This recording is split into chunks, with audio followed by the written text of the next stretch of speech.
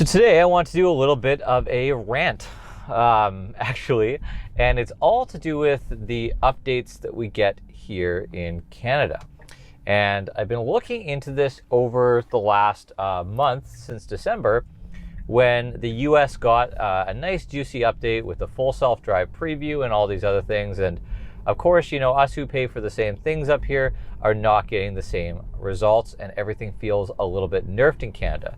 So I actually went to Transport Canada's website and started to dig at some of the details of why this was happening and why Canada is not getting the same type of updates as the US, our friends just down south, in most cases, 50 kilometers away from most Canadian cities is the US. So why is it so different?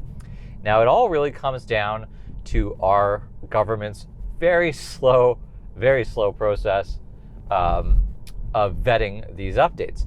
So Transport Canada actually has a test track, and when a new over-the-air update, they use it for a multitude of vehicles, but when a new over-the-air update comes for a Tesla, they get a copy of this well ahead of time, and they go through this vetting process of the app, and then they can make changes to it or ask for changes to be made to it from Tesla, and then Tesla can't really release the update in the country without Transport Canada approving it. So then what you'll have is basically this bureaucracy that looks at all the updates and says whether they're good or bad. So then they take the information they've gathered from driving around with these updates, and they come up with some rules for Tesla of what they can and what they can't have.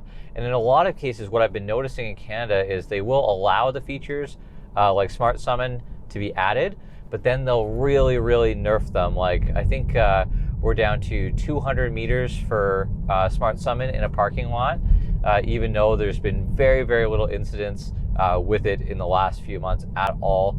And there's a ton of aggregate data that comes from Tesla that they have, but still they're being very conservative. And what this makes me feel, unfortunately, is that they're going to be really slow to release the actual full self-drive when it is ready. So this is all these changes for full self-drive are incremental, but come on, I really do not understand at all why we can't have a full self-drive preview that shows us stop signs and stoplights and warns us about approaching a stop sign. Right now, pretty much every Tesla in the States, if you drive up to a stop sign, you're going quickly, it's going to warn you, you got to slow down, there's a stop sign coming up. That's great. That's a safety feature. Telling us that we're going to run red lights by accident is a huge safety feature, having those eyes and ears. There is no possible safety consequences to allowing us to have that, and yet they've still blocked it. So apparently this next version that's coming up is allowing Europe and Canada and Australia to have these full self-drive previews in that. But it really scares me that they're limiting features that have no risk whatsoever. Like, there's nothing that could go wrong.